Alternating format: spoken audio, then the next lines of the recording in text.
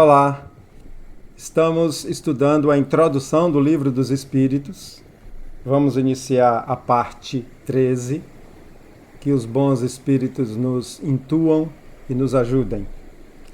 No áudio anterior nós estudamos falando do estudo da doutrina que é necessário, Afinal de contas, as informações que os espíritos trouxeram é natureza, é natural da vida. E estudá-la é entender melhor a vida, ganhar capacidade de lidar com ela. E falamos também que depois do desencarne o espírito continua com suas características, seus conhecimentos de todas as vidas. Não nos tornamos perfeitos e nem vamos para o céu nem para o inferno. Vida continua. Eu tinha falado que ia comentar sobre a intenção dos espíritos em nos enganar nas reuniões mediúnicas. Vou falar brevemente com a minha experiência nessas reuniões. Os espíritos podem nos enganar para atrapalhar o trabalho, se o resultado do trabalho está atrapalhando suas intenções. Muitos deles estão lá praticando a obsessão em outro espírito, ou estão escravizando alguns espíritos que estão em situação de fraqueza, e libertá-los é ruim para as intenções dele. Então eles sempre têm a intenção de atrapalhar os trabalhos das casas espíritas. São pessoas, não são seres malignos, são pessoas como nós, mas nós temos que aprender a lidar com eles e perceber as intenções deles. E nunca entrar em disputa, nunca entrar em divergência, sim tratá-los como irmãos. Eles podem também ter intenção de prejudicar especificamente alguém ali do trabalho. Então são vários os motivos, mas temos que aprender a identificá-los. Então, esclarecido isso, que é um complemento do áudio anterior, vamos ao estudo da parte 13.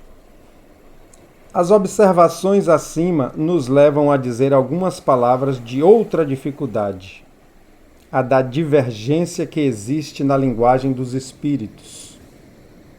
Então ele vai falar aqui que muitas vezes nas comunicações há divergência. Um espírito responde diferente de outro, a mesma pergunta, Lembrando que o contexto aqui são os questionamentos que eram feitos para Kardec, porque a doutrina era algo muito novo na época do século XIX. Então, continuando, os espíritos, sendo muito diferentes uns dos outros, sob o ponto de vista dos conhecimentos e da moralidade, é evidente que a mesma pergunta pode ser resolvida num sentido oposto, segundo a posição que eles ocupam, absolutamente como se ela fosse colocada entre os homens alternativamente a um sábio, a um ignorante ou a um mau gracejador. O ponto essencial, já o dissemos, é saber a quem é dirigida essa pergunta, Então, uma observação que eu faço é, primeiro, que espíritos são pessoas. Quando a gente fala de espíritos, não vão imaginar que são seres desencarnados, diferentes. São pessoas. Só não estão nos corpos material como o nosso, corpo de carne, E como pessoas são diferentes em conhecimento, são diferentes em moralidade. Isso é muito óbvio. Então, se você lança a pergunta a um e a outro, vão responder diferente. Faça uma pergunta a uma pessoa, depois faça a outra que não ouviu a primeira pessoa responder e veja como as respostas são diferentes. Vamos continuando. Mas acrescenta-se como ocorre que os espíritos reconhecidos por seres superiores não estejam sempre de acordo. Então ele está falando aqui, e como acontece de dois espíritos serem superiores, como ele falou, responderem diferente a mesma pergunta. Eu gosto sempre de lembrar que espírito superior é aquele que ama mais. Compreende também as coisas mais. Essas duas coisas. Não é nada de hierarquia, nem de posição, nem de autoridade, nada disso. É apenas um ser humano que já tem mais experiência e lida melhor com as coisas da vida. Então, como que eles, já sabendo das coisas, respondem diferente? Continuando a leitura, diremos primeiro que, independentemente da causa que acabamos de assinalar, há outras que podem exercer uma certa influência sobre a natureza das respostas. Abstração feita da qualidade dos espíritos.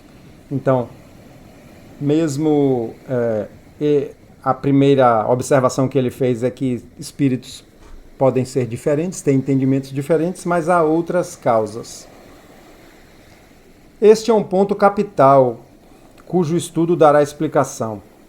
Por isso dizemos que esses estudos requerem uma atenção firme, uma observação profunda e, sobretudo, como de resto em todas as ciências humanas, continuidade e perseverança. Então, antes de explicar por que espíritos sábios ainda assim respondem diferentes, ele falou que para compreender certas coisas é necessário muito estudo. E a doutrina espírita é isso, precisa se estudar muito, compreender as coisas. Porque os conhecimentos da doutrina é da natureza, é vida, não é uma religiosidade, não é um conteúdo criado, não é ritual, não é isso, é vida. Coisa da natureza, assim como a energia elétrica, como a energia atômica, como a biologia do nosso corpo, são conhecimentos. As coisas que a doutrina trouxe são conhecimentos também. Continuando aqui a leitura, são necessários anos para se fazer um médico comum, um médico mediano, e os 3/4 da vida para se fazer um sábio, quer dizer, um médico sábio. E sequer em algumas horas adquirir a ciência do infinito. Olha só, para se fazer um médico sábio, ele botou aqui 3/4 de uma vida.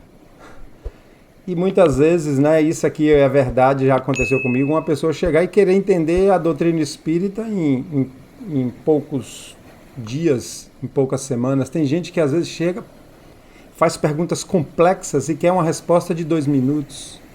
Ah, como é isso, como é aquilo, como é que isso acontece? Às vezes a gente, para compreender aquilo, leu 3 livros, levou 1 ano para entender, e a pessoa quer que a gente explique, e fala em tom de desafio muitas vezes. Continuando a leitura. Portanto, não nos enganemos, o estudo do Espiritismo é imenso, toca em todas as questões da metafísica e da ordem social, e é todo um mundo que se abre diante de nós. Deve-se espantar que é preciso de tempo e muito tempo para adquirir?